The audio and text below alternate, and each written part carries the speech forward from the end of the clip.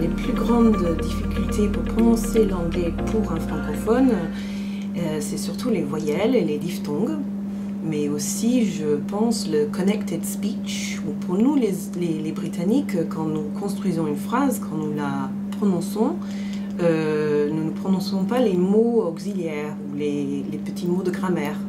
En fait, pour un francophone, on a l'impression qu'on avale ces petits mots-là. Par exemple, le mot handbag, il y a une élision, on ne prononce ni le N ni le D de handbag, et on fait une assimilation, en fait on prononce le M, ça fait handbag.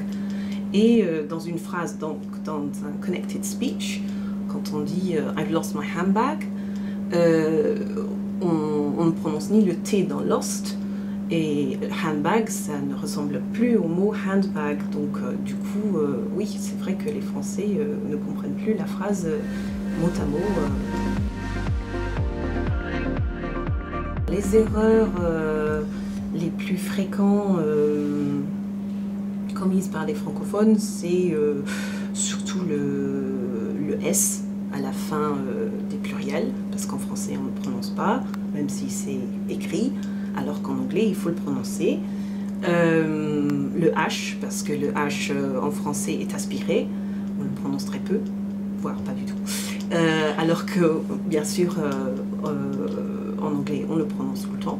L'accentuation, pour un francophone, est compliquée, parce qu'en français, nous accentuons pas du tout les mots, chaque mot, alors qu'en anglais, c'est vrai que cela dépend du nombre de syllabes. Par exemple, pour les verbes de 2 syllabes, on met l'accent sur le deuxième syllabe, et pour les Français, c'est pas du tout naturel. Pour les adjectifs et les noms, on met l'accent sur le premier syllabe d'un mot de 2 syllabes. Du coup, ce sont des règles qu'il faut apprendre, il n'y a pas d'autres moyens. Et c'est pour cela que c'est compliqué pour les francophones qui n'ont pas du tout ça dans leur langue maternelle. Pour aider les élèves avec la prononciation, il faut toujours d'abord commencer par l'écoute. L'écoute est très important, c'est comme ça qu'on apprend le rythme de l'anglais que nous n'avons pas en français. Donc les chansons, les comptines, les poèmes pour les tout petits, et puis ensuite bien sûr les podcasts, et puis les séries et autres pour les plus âgés.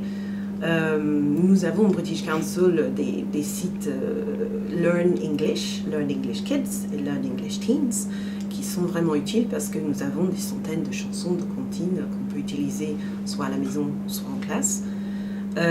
Et pour les enseignants, nous avons aussi un site que nous avons collaboré avec BBC, qui s'appelle Learning English, et c'est pour les professeurs, mais aussi les parents s'ils veulent, pour des contenus, des ressources pédagogiques, mais à l'appel.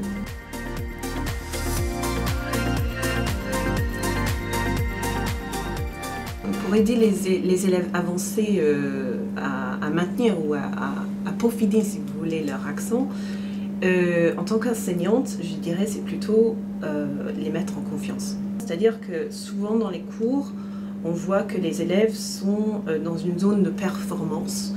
Ils doivent, dès qu'ils doivent parler, ils doivent sortir une phrase correcte.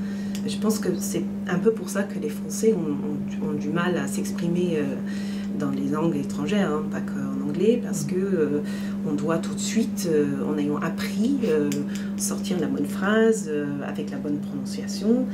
Et chez nous, British Council, c'est pas du tout comme ça. On est dans une zone dans laquelle l'enfant ou l'élève se sent à l'aise pour faire des erreurs, et c'est en faisant des erreurs qu'on avance.